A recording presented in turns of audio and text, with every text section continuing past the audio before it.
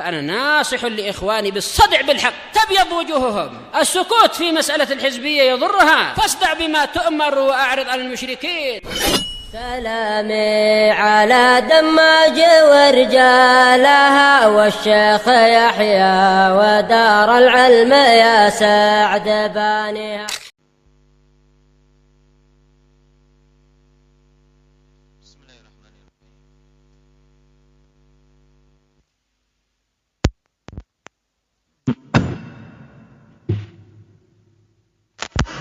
الحمد لله حمدا كثيرا طيبا مباركا فيه كما يحب ربنا ويرضاه. أشهد أن لا إله إلا الله وحده لا شريك له، وأشهد أن محمدا عبده ورسوله صلى الله عليه وعلى آله وأصحابه ومن تبعهم بإحسان إلى يوم الدين. أما بعد، عندك يا Ilhan. Pertemuan yang lalu kita mengambil 4 jenis penafsiran yang disebutkan oleh Abdullah bin Abbas radhiyallahu anhuma.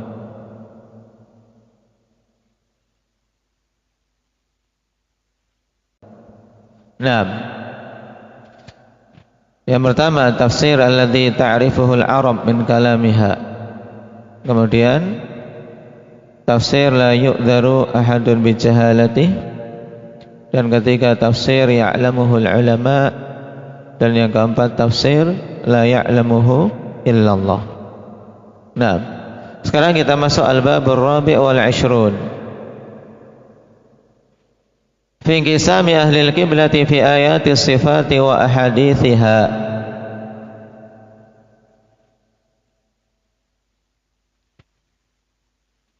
Tentang terbaginya ahlul qiblah terkait pemahaman terhadap ayat-ayat tentang sifat-sifat Allah dan hadis-hadis tentang sifat-sifat Allah Subhanahu wa ta'ala. Al-muradu bi ahli al-qiblah man yusalli ila al-qiblah wa hum kullu man yantasibu ila al-islam. Yang dimaksud dengan ahli al-qiblah yaitu siapa saja yang salat menghadap qiblah. Qiblah yang dimaksud apa ini? Hindi. Qiblah kita itu apa? Ka'bah. Nah, siapa saja yang salat menghadap Ka'bah, inilah ahlul qiblah, kaum muslimin. Mereka itu adalah semua orang yang menisbahkan diri kepada Islam. Taib. Dan ini makna ahlul qiblah di sisi ahli sunnati wal jamaah, yaitu semua orang yang salat menghadap ke qiblah. Sehingga dari sini kita ketahui ya kawan, bahwasanya firqah-firqah seperti Asy'ariyah, Mu'tazilah, Maturidiyah, bahkan Jahmiyah, karena mereka menisbahkan kepada Islam dan masih menghadap ke kiblah kaum muslimin berupa Ka'bah, mereka masuk dalam kategori ahlul qiblah.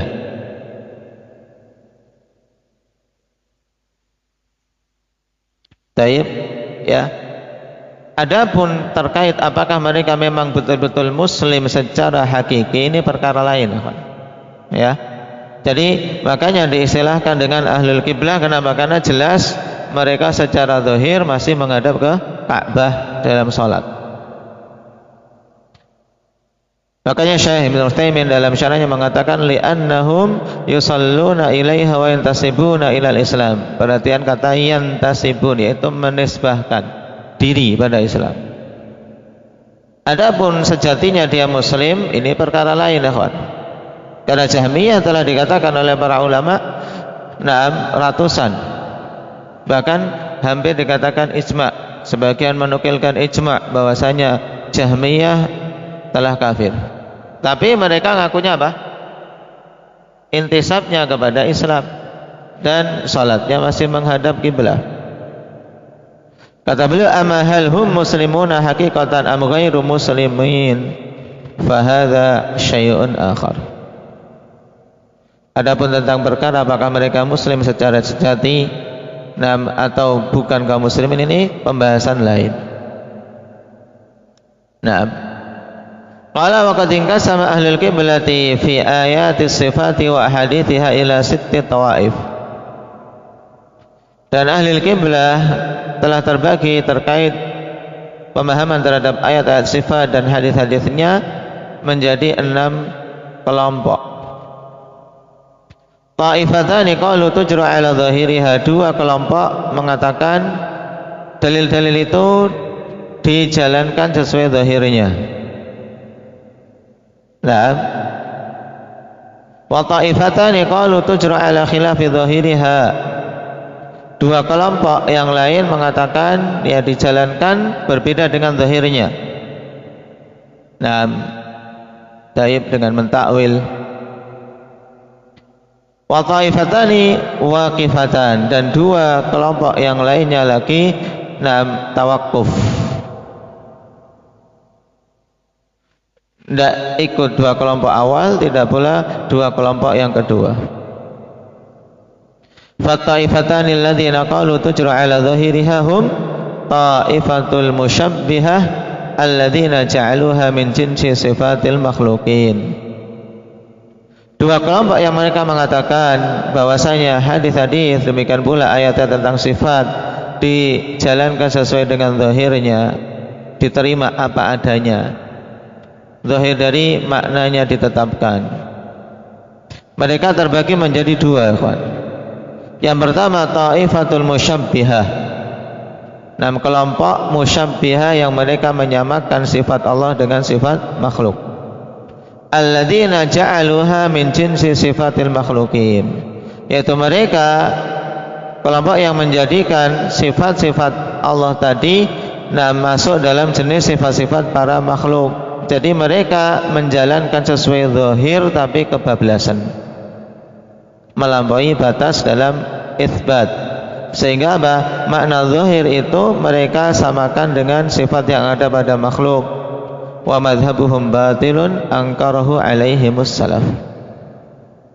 Nah, dan madhab mereka ini jelas batilnya diingkari oleh para salaf ridwanullah alaihim. Nah, yang kedua ta'ifatus salaf alladzina ajrauha ala zahiriha allaiki billahi azza wa jal. Yang kedua adalah kelompok salaf, metode para salaf kita yang mereka menjalankan dalil Al-Quran dan Sunnah sesuai dengan zahirnya, allaiki billah, yang sesuai dengan keagungan Allah subhanahu wa ta'ala, tidak disamakan dengan makhluk. Nah ini, wa madhabuhum huwa sawabul maqtu'u bih, dan madhab para salaf inilah yang benar, yang dipastikan tentang kebenarannya. Kenapa? Lidalalatil kitabi wa sunnati wal aqli alaihi dalalatan zahirah, berdasarkan penunjukan Alkitab dan Sunnah serta akal atas hal tersebut dengan apa? Penunjukan yang sangat jelas. Imma qat'iyatan wa imma dhanniyah, baik penunjukan secara qat'i, secara pasti, atau secara dhanni. Tapi apa? Dhan yang rajih, dhan yang diiringi dengan qarinah, bukan hanya sekedar sangkaan tanpa landasan. Karena sangkaan tanpa landasan, ikhwan, akdzabul hadis. Iyyakum wadh-dhann fa innadh dhanna akdzabul hadis. Dhan yang seperti ini yang dicela, yaitu dhan tanpa landasan. Tapi yang dimaksud dalil dhanniyah adalah apa? Dalil yang memang tidak sampai derajat qat'i, tapi apa? Tingkatannya na'am taib dhannur rajih. Kama taqaddama dalilu wujubiha wa sihhatiha fil babain ats-tsalits war rabi', sebagaimana telah lewat dalil yang menunjukkan tentang wajibnya dan kesahihannya pada 2 bab yang telah lewat, bab yang ketiga dan bab yang keempat tentang wajibnya mengikuti manhaj salaf, bahwasanya manhaj mereka adalah a'lam ahkam. Naam, yang paling berilmunya dan paling bijaknya. Maka ketika dia a'lam dan ahkam, maka jelas apa? Aslam, paling selamat. Wal farqu baina hataini ta'ifataini anna al-ula taqulu bitashbih wan thaniyatu tunkiru. Perbedaan antara kedua kelompok ini, bahwasanya kelompok yang pertama meyakini penyerupaan Allah dengan makhluk, sedangkan yang kedua mengingkarinya, yaitu manhaj salaf. Manhaj salaf mengingkari penyerupaan dengan makhluk. Kenapa? Karena mereka menetapkan sesuai zahirnya yang sesuai dengan keagungan Allah Subhanahu wa taala. Dan ini jelas. Fa in qala al-mushabbihu fi ilmi Allah wa nuzulihi wa yadihi. Dicontohkan di sini, seandainya seorang musyabbih yang menyamakan Allah dengan makhluk mengatakan tentang ilmu Allah dan turunnya Allah serta tangannya Allah sebagai contoh, ana la aqilu minal ilmi wan nuzuli wal yad illa mithla ma yakunu lil makhluqi min dzalik. Dia mengatakan, aku tidak memahami tentang ilmu dan turunnya Allah serta tangan kecuali semisal dengan apa yang ada pada makhluk dari hal-hal tersebut. Maka bagaimana menjawabnya? Fajawabuhu min wujuh, jawabnya dari beberapa sisi. Nah, al-awwal anna al-aqla wa sam'a qad dalla kullun minhuma ala mubayanatil khaliqi lil makhluq fi jami'i sifatihi. Yang pertama, bahwasanya akal dan dalil wahyu telah menunjukkan masing-masing dari keduanya tentang mubayanatil khaliq lil makhluk fi jami'i sifatihi. Ini pahami kalimat ini. Mubayanah maksudnya adalah apa? Perbedaan. Nah, itu bahwasanya dalil telah menunjukkan tentang perbedaan antara pencipta dan yang diciptakan pada semua sifat-sifatnya. Ya, fasifatul khaliqi taliqu bih wa sifatul makhluqi taliqu bihi. Sehingga sifat-sifat pencipta itu sesuai dengan keagungan Allah, dan sifat-sifat makhluk ya sesuai dengan keadaan makhluk yang penuh dengan kekurangan. Famin adillati sam'i ala mubayanatil khaliqi lil makhluq qauluhu ta'ala laisa kamitslihi syai'. Dan di antara dalil yang menunjukkan tentang perbedaan antara khaliq dan makhluk adalah ayat ini. Ayatnya apa? Ayatnya apa? Abdullah Badang,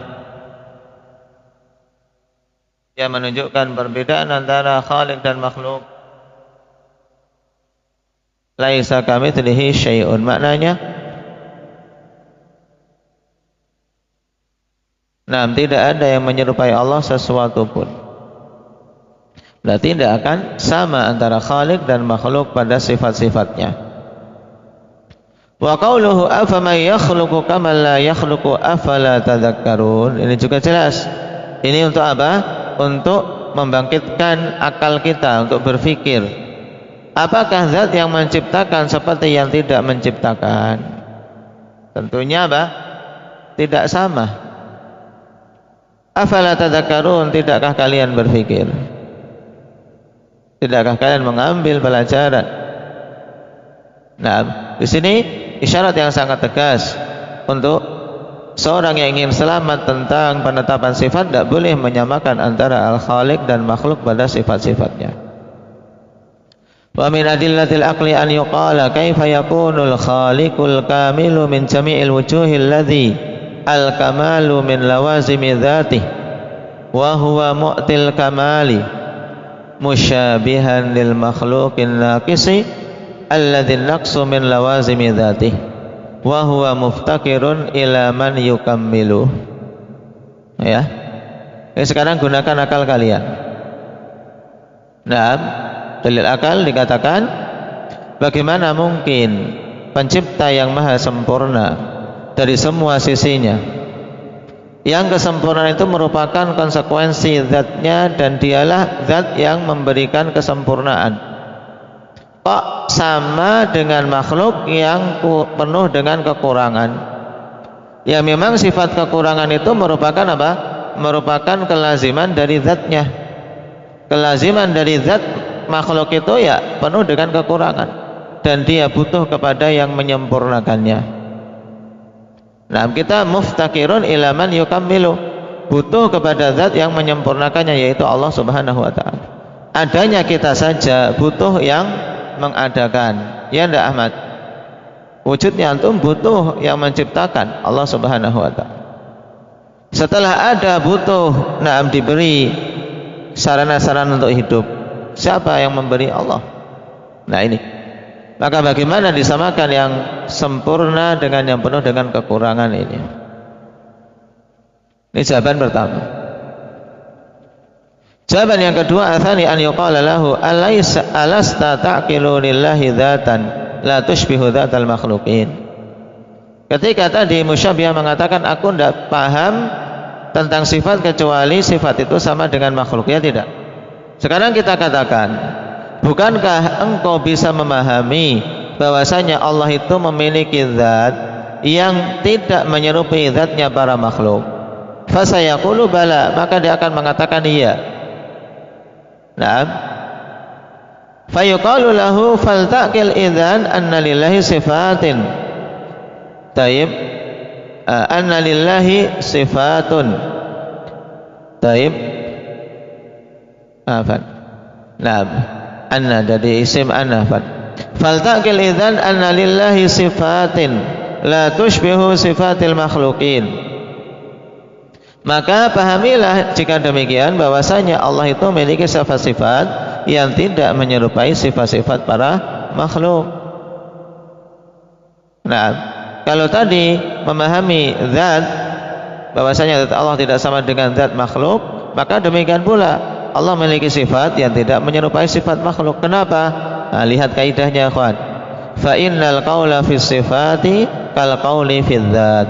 Sebab pembicaraan tentang sifat itu seperti pembicaraan tentang zat. Ini kaidah dalam asma wa sifat. Al-qaulu fil dzat kal qauli fis sifat. Ini juga termasuk kaidah yang penting untuk menghujat mereka-mereka yang tanaqud, mereka-mereka yang membedakan. Contohnya ini musyabbihah. Kalau kalian bisa menetapkan zat yang sempurna yang tidak sesuai dengan makhluk, maka harusnya bisa menetapkan sifat kesempurnaan yang tidak sesuai dengan sifat makhluk. Wa man farraqa bainahuma faqad tanaqad. Sehingga siapa saja yang membedakan antara keduanya, maka sungguh dia telah terjatuh dalam kontradiksi. Sisi yang ketiga, ats-tsalits, an yuqal nahnu nusyahidu min sifatil makhluqat sifatin ittafaqat fi asma'iha wa tabayanat fi kaifiyatiha. Sekarang dengan fakta. Nah, yang ketiga kita katakan kita menyaksikan di antara sifat-sifat para makhluk itu ada sifat-sifat yang penamaannya sama tapi apa berbeda kaifiyahnya. Penamaan sama tapi apa? Bagaimananya sifat itu pada masing-masing makhluk berbeda. Falaisat yadul insani kayadil hayawanil akhar. Sebab tidaklah sama tangan hewan dengan tidaklah sama tangan manusia dengan tangan hewan makhluk hidup yang lain. Nah, tangan manusia berbeda dengan tangan makhluk hidup yang lain. Apa di antara makhluk hidup lain yang punya tangan putra? Jangan lama-lama. Monyet. Apa itu? Monyet, kera, beruk. Ya. Baik. Apa sama tangan antum dengan tangan monyet? Enggak, sama-sama dinamakan tangan, ya kan?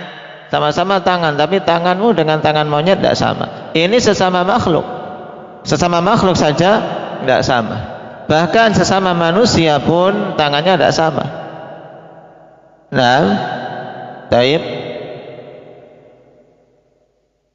Nah, fa idza jaza ikhtilaful kaifiyati fi sifatil makhluqati ma'a ittihadiha fil ismi fa ikhtilafu dzalika baina sifatil khaliqi wal makhluqi min babi aula. Maka apabila boleh adanya perbedaan kaifiyah pada sifat-sifat para makhluk bersamaan dengan kesamaan mereka pada penamaan, sama-sama makhluknya, sifatnya juga sama namanya, kok berbeda? Maka demikian pula perbedaan yang demikian itu antara sifat khalik dan makhluk lebih lagi untuk kita tetapkan adanya perbedaan. Bal tabayyunu baina sifatil khaliqi wal makhluqi wajibun kama taqaddam. Bahkan perbedaan antara sifat al-khaliq dengan al-makhluk itu wajib adanya, sebagaimana telah lewat. Apa dalilnya bahwasanya berbeda? Apa Afif? Laisa kamitslihi syai'. Naam. Ayat ini ya kawan termasuk jalan selamat. Laisa kamitslihi syai' dalam asma wa sifat. Untuk bisa selamat dari musyabbihah. Wa amat ta'ifatani alladziina qalu. Sekarang kita selesai dari musyabbihah ya kawan. Ada 3 jawaban. Wa amat ta'ifatani alladziina qalu tujra ala khilafi dhahiriha wa ankaru an yakuna lillahi sifatun thubutiyah aw ankaru ba'da sifat aw athbatul ahwala duna sifat fahum ahlu ta'wil minal jahmiyah wa ghairihim. Yang pertama, adapun 2 kelompok yang mereka mengatakan nas-nas itu dijalankan berbeda dengan zahirnya, dan mereka mengingkari bahwasanya Allah memiliki sifat-sifat yang tetap. Nah, tidak mau menetapkan sifat bagi Allah, atau mereka mengingkari sebagian sifat, atau mereka menetapkan kondisi-kondisi tapi bukan sifat. Nah, ini orang mumat ya kan, orang kebingungan. Dapat nas tapi apa dijalankan tidak sesuai dengan makna yang kuat pada nas itu. Mereka itu ada 2 kelompok, yaitu ahlu ta'wil minal jahmiyah wa ghairihim. Orang yang apa? Telah kita lewati pemahamannya, memalingkan makna dari zahir kepada makna yang lemah. Alladzina awwalu nusus sifati ila ma'anin ayyanuha, yaitu mereka-mereka yang memalingkan nas-nas sifat kepada makna-makna yang mereka tetapkan. Kata'wilihimul yada bin ni'mah, seperti pentakwilan mereka tangan dengan nikmat. Wal istiwa bil istila, istiwa ditakwilkan dengan istila, dan wa nahwi dzalik, dan yang semisal itu. Yang kedua ahlu tajhil al-mufawwidhah. Nah, al-mufawwidhah ahlu tajhil yaitu apa? Yang menyatakan apa ahlu tajhil ini? Syabib, intinya mudahnya apa ahlu tajhil? Bahwa semua nas tidak diketahui maknanya. Taib, tidak ada yang paham tentang sifat-sifat maknanya apa. Mereka mengatakan qalu Allahu a'lam bima arada bidun sifat. Allah yang lebih tahu tentang apa yang dimaksudkan tentang nas-nas sifat itu. Nah, mereka tidak mau menetapkan makna. Lakinnana na'lamu annahu lam yurid itsbata sifatin kharijiyatin lahu ta'ala. Ini anehnya. Akan tapi kami tahu bahwasanya Allah tidak menginginkan penetapan sifat yang nyata baginya. Ini ahlu tajhil. Makanya mereka apa? Tidak menetapkan sifat juga. Wa hadzal qaul mutanaqid, dan perkataan ini jelas perkataan yang bertolak belakang. Kenapa? Fa inna qaulahum na'lamu annahu lam yurid itsbata sifatin kharijiyatin lah yunaqidut tafwid. Kenapa? Karena perkataan mereka, kami tahu bahwasanya Allah tidak menginginkan penetapan sifat yang nyata baginya itu bertentangan dengan apa? Tafwid tadi. Katanya tidak tahu, tapi kok sekarang tahu. Paham? Paham Tarik? Nah, tadi katanya semuanya tidak bisa dipahami, hanya Allah yang tahu. Tapi kemudian mereka mengatakan, nah kami tahu bahwasanya Allah tidak menginginkan untuk menetapkan sifat yang hakiki baginya. Ini tentunya bertolak belakang. Lianna haqiqat at-tafwidi alla yahkumal mufawwidhu binafyin wala itsbat. Karena hakikat tafwid harusnya ya menyerahkan kepada Allah itu maksudnya apa? Tidak menetapkan. Orang yang melakukan tafwid ini tidak menetapkan hukum baik nafi atau itsbat. Tidak menghukumi dengan menolak, tidak juga dengan menetapkan. Maka ketika dia menolak tapi menetapkan, nah maka jelas terjatuh dalam kontradiksi wa hadza dzahir, dan ini sangat jelas adanya.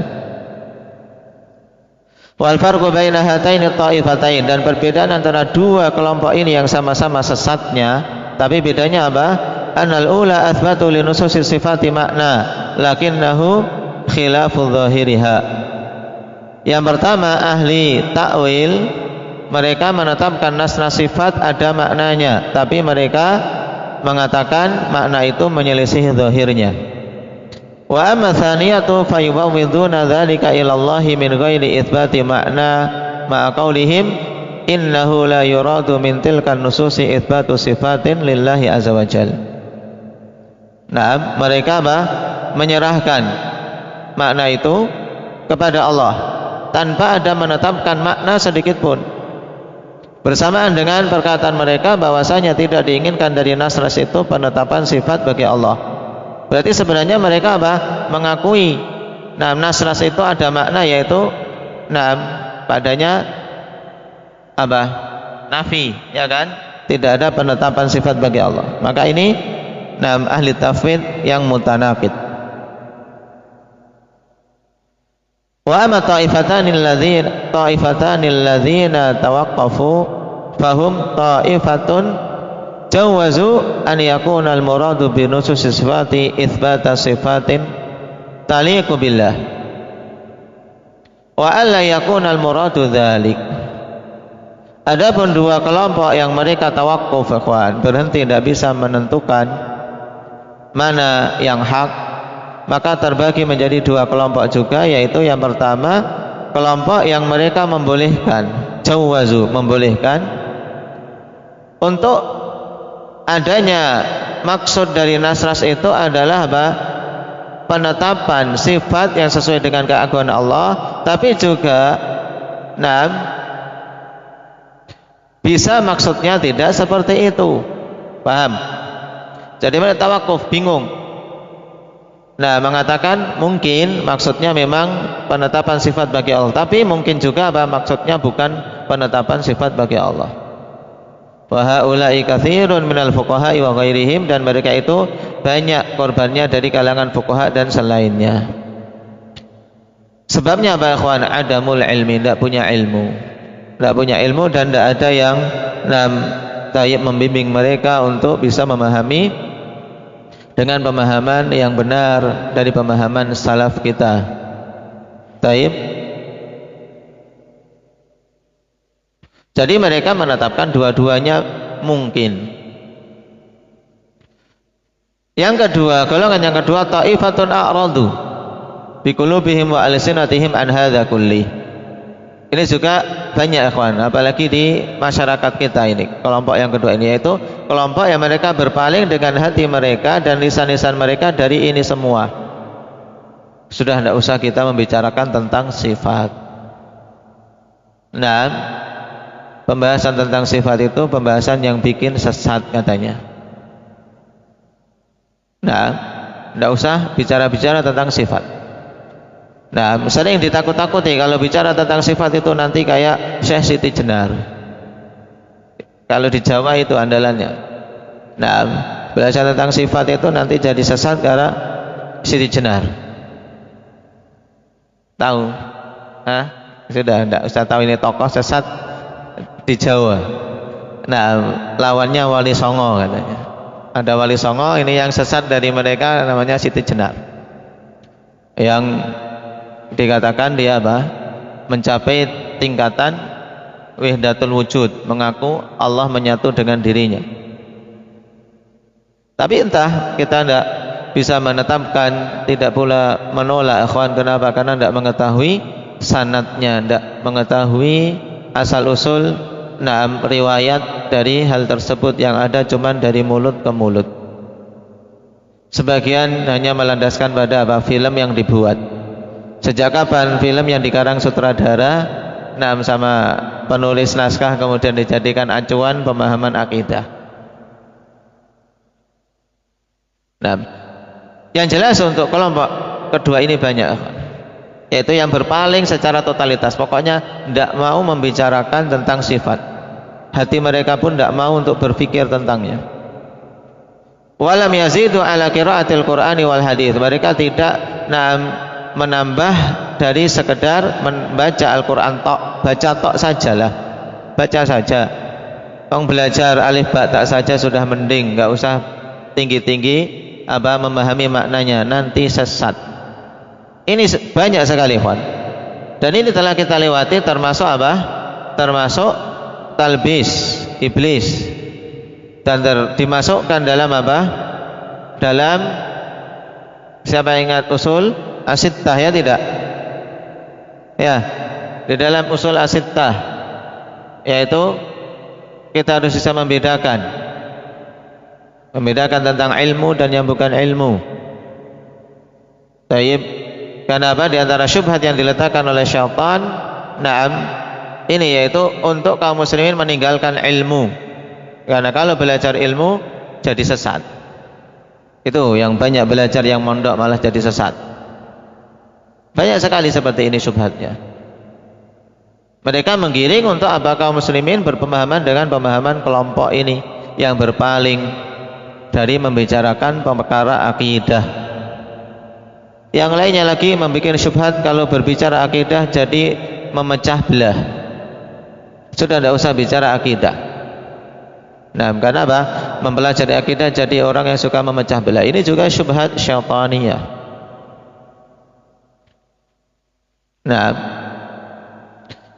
Padahal dulu para sahabat perkara pertama kali yang dipelajari adalah tentang akidah, tentang iman. Berpisah ya berpisah, antara yang hak dan batil memang harus berpisah.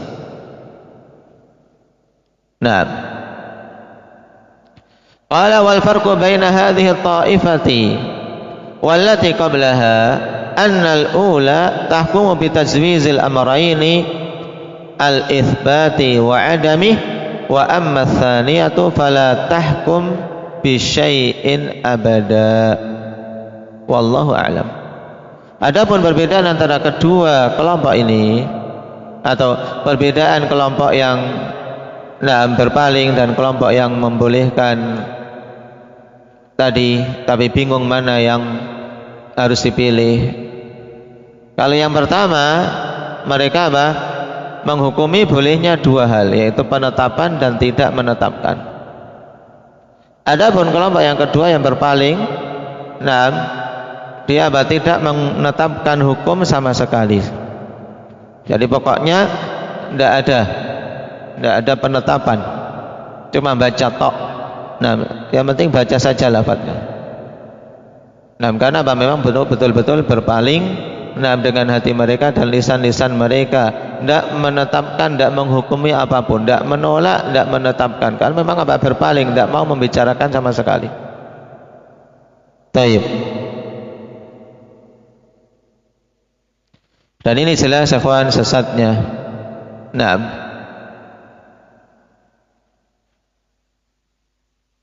Dan ini pembagian yang dibawakan oleh Syekhul Islam Ibnu Taimiyah rahimahullahu taala, yang kemudian disederhanakan pembahasan oleh Syekh Ibnu Utsaimin rahimahullahu taala. Baik. Kemudian di sana ada mungkin iskal. Terus apa bedanya antara dua kelompok yang tawakuf tadi dengan mufawwidhah, ya kan? Karena mufawwidhah kan juga tidak menetapkan, tidak menolak, ya kan? Apalagi yang terakhir ini tidak mau membicarakan sama sekali, tidak menghukumi apapun. Baik. Maka kata Syekh Ibnu Utsaimin, al-waqifah yatawaqqafun. Al-waqifah ini yang tawakuf dalam masalah ini memang mereka tidak mau membicarakan. Taib, karena berpaling. Kemudian tadi boleh atau bisa memang menetapkan sifat dengan nas itu, tapi juga bisa tidak. Adapun mufawwidhah, mereka mengatakan innallaha ta'ala arada ma'nan muayyanan lakinnana la na'lamu.